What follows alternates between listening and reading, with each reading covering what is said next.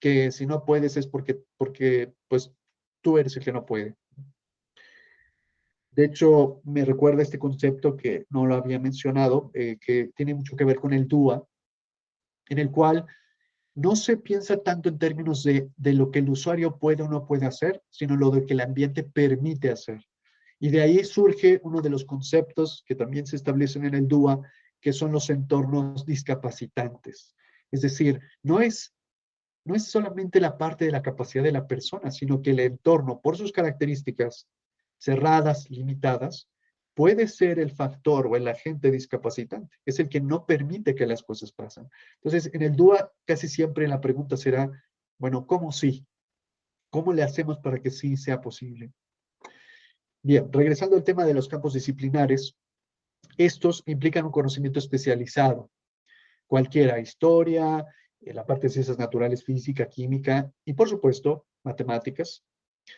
Y este conocimiento especializado de los profesores es muy importante en la educación para el éxito de la aplicación del DUA, porque el DUA nos lo va a exigir. Si queremos aplicar diseño universal para el aprendizaje en matemáticas, tenemos que tener un dominio disciplinar alto en matemáticas, porque toda esta parte de diversidad, de implicación, diversidad en la representación, diversidad en las tareas para permitir la expresión y la acción, pues va a obligar al docente a ser flexible. Y esta flexibilidad solo puede surgir a partir del dominio disciplinar. Entonces requiere que el profesor domine el campo disciplinar y la forma de enseñarlo y aprenderlo. Docentes lo sabemos que esta es la dificultad de enseñar. Porque sobre todo en matemáticas creo que es uno de los campos en los que es más claro. No es lo mismo saber hacer que saber enseñar. Están relacionados, claro, no significa que estén peleados, significa que tienen que trabajar en equipo. Pero una persona con una pericia matemática muy elevada no forzosamente es el mejor maestro de matemáticas. Hay muchas cosas, muchas otras cosas que tienen que suceder. Y es muy importante también el dominio pedagógico y didáctico de la parte disciplinar. Entonces, el dominio del campo disciplinar quiere decir que sabemos lo suficiente de hacer matemáticas, de las matemáticas como tal, para poder flexibilizar su representación, su expresión, su trabajo, pero también de la parte de enseñarlo y aprenderlo. Entonces, esa combinación es la que al final pues, va a hacer que sea más efectiva la aplicación del DUA. Entonces, para ir cerrando esta idea, el profesor de matemáticas cuenta con un conocimiento especializado.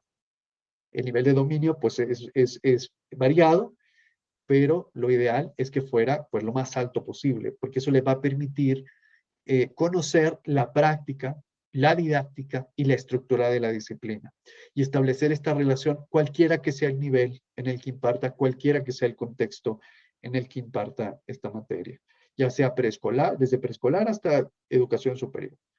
Porque al final es dominar lo que a mí me toca, pero dominar lo que a mí me toca con respecto a todo lo demás, la utilidad, la aplicación práctica que tiene, la forma en que se estructura y la forma en que se enseña o se aprende. Porque, como les decía, el dominio del conocimiento especializado del docente le permite ser flexible al impartir la materia. Y el DUA, que habla de que enfrentar la diversidad de los estudiantes se debe hacer abordando la diversidad de lo que nosotros presentamos como posibilidades o como accesos al aprendizaje. Y eso exige forzosamente flexibilidad para hacerlo. Muy bien. Otro tema muy importante que hay que trabajar o que hay que abordar en esto del DUA para la enseñanza de las matemáticas es la parte de la comunicación, que curiosamente esto es algo que sucede de manera, podría decir, naturalizada, no natural, pero sí naturalizada, es ya alguna costumbre. Disociamos la matemática de ciertos aspectos que son muy importantes para su aprendizaje, por la naturaleza de la misma disciplina. Como decía, pensamos en las matemáticas como algo árido, como algo duro, cerrado, rígido, cuando en realidad puede ser una actividad humana, creativa, interesante, atractiva, si es que nosotros la hacemos así, claro, por supuesto, depende mucho de cómo nosotros lo presentemos. Y esto tiene que ver mucho también, ustedes no me dejarán mentir, todos los que están aquí, con la manera en que nosotros mismos lo aprendimos, la manera en que a nosotros mismos se nos comunicó. Y justamente esa es la palabra clave, comunicación. La comunicación no tiene nada que ver con las matemáticas, eso es de las humanidades. Pero en educación, matemática, pues es clave. La parte de la comunicación es muy importante. Debemos recordar, debemos comprender que el acto educativo, el aprendizaje se da a partir de un intercambio comunicacional, de este espacio de intersección comunicacional entre el profesor, entre los materiales y los estudiantes, para que se dé el aprendizaje.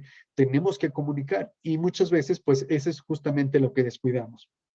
Decimos, bueno, es que yo no soy muy bueno en comunicación, pero soy muy bueno en matemáticas. Bueno, resulta que para trabajar el DUA, para trabajar educación efectiva en general, pues tendríamos que trabajar mucho las habilidades de comunicación, que como docentes lo tenemos bastante bien trabajado, pero bueno, es importante retomarlo. Parte de comunicación, muy importante para el aprendizaje y en matemáticas no es de excepción, porque esa parte humana y esa parte del poder colaborar, el poder compartir, es lo que va a marcar en realidad la diferencia. Las matemáticas, miren, eso sí de simple, las matemáticas van a ser las mismas. Un buen profesor de matemáticas, un mal profesor de matemáticas, no es el juicio que deberíamos establecer, pero en el supuesto de que así nos referíamos cuando éramos estudiantes, pues no es porque haya cambiado las matemáticas, es porque cambió la forma en que impartía la matemática, la forma en que comunicaba la matemática. Es muy importante en este tema de la comunicación porque tiene que darse un diálogo, tiene que darse una participación en el discurso por parte de los estudiantes para que realmente se propicie el aprendizaje. Es muy importante que el estudiante conozca el lenguaje y la gramática de las disciplinas. Por supuesto, aprendemos, por ejemplo, español y de esa manera aprendemos a comunicarnos entre nosotros, expresar ideas, sentimientos y demás. Pero resulta que los campos disciplinares tienen su propia forma de comunicarse, su propio lenguaje, su propia gramática, y es algo que es muy importante que el estudiante conozca para que pueda participar del discurso. Y esto es desde los pequeños, no estamos hablando de cosas muy elevadas, desde los pequeños. Aprender a manejar el lenguaje matemático de las matemáticas. Y hay que apoyarlo para que lo aprenda, porque no lo trae automáticamente. Esto es algo que tenemos que apoyarles a que lo aprendan, que aprendan a comunicarse en cada una de las áreas en las que nosotros queremos propiciar el aprendizaje. Las matemáticas no son la excepción. El lenguaje de la disciplina no es algo que se da de manera automática. Por eso puse el no en mayúscula, porque es muy importante recalcarlo. No se da de manera automática, no es como yo empiezo con las operaciones asumiendo o yo empiezo con las cuentas, con las fracciones o con cosas muy sencillas, suponiendo que ya en la parte lingüística está cubierta. No, hay que aprenderlo y hay que practicar mucho para dominarlo. Para cualquiera de nosotros, cuando empezamos a trabajar con las matemáticas, incluso, insisto, las más esenciales, al principio lo que veíamos parecía una lengua extranjera. Pero, ¿qué es esto? Ya ni hablar de ecuaciones, porque bueno, ese es ya un tema mucho más elevado. Pero sí, cuando empezamos a ver estos temas, pues nos damos cuenta que es cierto, hay que establecer un cierto dominio del lenguaje, de la disciplina, para trabajar con ella, pero no solo para trabajar con ella, sino también para comunicarnos dentro de ella. Esto es muy importante porque incluso los estudiantes, fíjense este problema de exclusión, porque vamos a ver algunos problemas de exclusión y vamos a pues, tratar de establecer la conciencia o el enfoque para resolverlos, no las fórmulas, porque acuérdense que no hay. Muchas veces la exclusión, y ya hemos visto varios casos, la exclusión se da porque no los hacemos partícipes. La exclusión también se puede dar, no solamente por el tema de, únicamente tema de la discapacidad, el contexto, la situación complicada, por supuesto que son temas importantes que tenemos que abordar, pero muchos de ellos son sistémicos y requieren de algunas otras cosas para su solución, pero hay cosas muy simples que pueden estar haciendo la diferencia entre exclusión e inclusión. Una de ellas es este tema de la comunicación y el lenguaje.